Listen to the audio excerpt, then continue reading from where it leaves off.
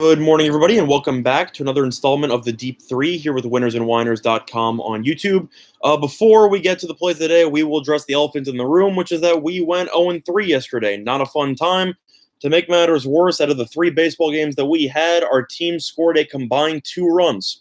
So, needless to say, yesterday was definitely not the best day that we could have wished for, but we will bounce back. We think that yesterday was an anomaly, and we look to provide with some winners. We did go 2-1 the first day. I know that leads to a 2-4 record overall. We're down roughly 2 units in this installment of the Deep-3 since I've taken over for Scott Steen temporarily. But we have some plays here which we believe will provide you with some good value, and we will dive right into it with another baseball play between the Chicago White Sox and the Toronto Blue Jays. Chicago ended up winning yesterday 4-1. That game was called early due to rain.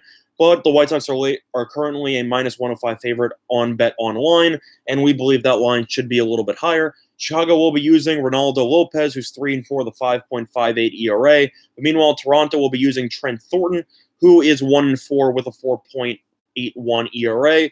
Chicago is the 16th highest on base percentage versus righties in the league, but Toronto has the 4th lowest on base percentage versus righties in the league. So we feel that the White Sox should be able to get to Thornton relatively easily, who's had roughly one good start in his entire pro career this season, which was against Texas a couple of starts ago. Meanwhile, the White Sox have actually been really good under Lopez when he is under 5 days rest. The White Sox are 4-0 in Lopez's last 4 starts with 5 days of rest. The White Sox are also 4-1 in the last 5 against the AL East opponents.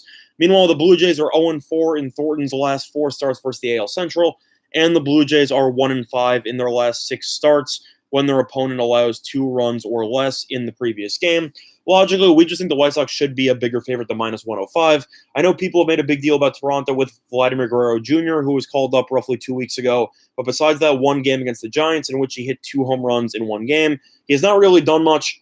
And Toronto's lineup has not really been a threat at all, especially with Justin Smoak and some of the other key contributors who have not been contributing at all this season. Where the White Sox still have Jose Abreu, they still have some solid players, and we believe that the White Sox at -105 is a solid value here. This line should be bet up to roughly -110 or -115 by opening pitch. So we like the White Sox here at -105.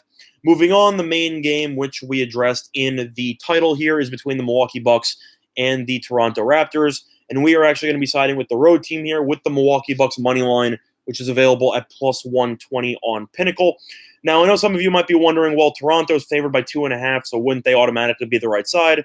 And my answer to that would be no. We saw yesterday what happened with the Trailblazers and the Warriors and how the Trailblazers were favored by 2.5.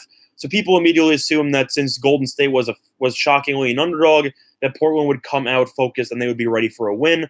That was true for the first half. And then Golden State remembered that they were the defending champion, 2-time defending champions, and they absolutely destroyed Portland and ended up winning that game by double digits. We think the same thing will happen here with Toronto.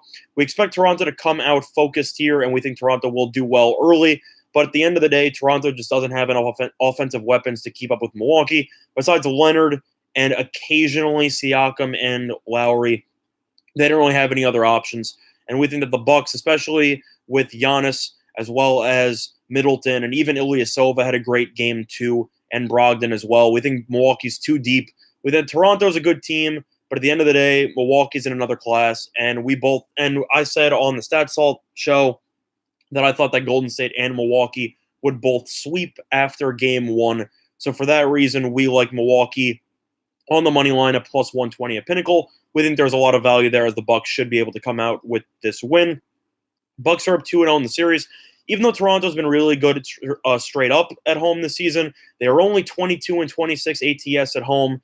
Meanwhile, Milwaukee is 28-15 ATS on the road this season. So Milwaukee is used to covering spreads on the road, and Toronto struggled covering at home. The Bucks are also 5-0 ATS in the last 5 games after allowing 100 points or more in their previous game. And the Bucks are also 5-0 in their last 5 road games against the spread versus a team with a home winning percentage of above 60%. Meanwhile, the Raptors are 0-4 in their last 4 games overall. For this reason, we just think Milwaukee's in a different class. We think that the Raptors will come out focused in the first half, but at the same point, we think Milwaukee's too deep, and we expect Milwaukee with Coach Budenholzer to make more adjustments than Coach Nurse. and we think that plus 120 is too much value there for the Bucks, so we will be leaning for the Bucks on that one. Yep, with regard to the Dodgers, yep, sorry about that. They ended up losing 5-0. It is what it is. They ended up winning for us the first day, scored 0 runs, and that's how that went. Yeah, Jamal, I do like the Raptors in the first half. They do well. Typically, as I said before in the Warriors video on the StatSalt page, is that teams that are down 0-2 typically do really well at home in the first half. But in terms of the full game, we expect Milwaukee to kick it into another gear offensively, and we don't think Toronto will have any answers. So we will lean to the Bucks money line on that one at plus 120. Moving on, the last game we will be going with the Deep 3 is between the Pittsburgh Pirates and the San Diego Padres. And we like the Pittsburgh Pirates money line here, which is available at plus 102 on UWager.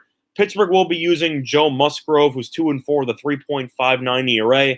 For San Diego, will be using Cal Quantrill, who's 0-1 with a 3.6 ERA.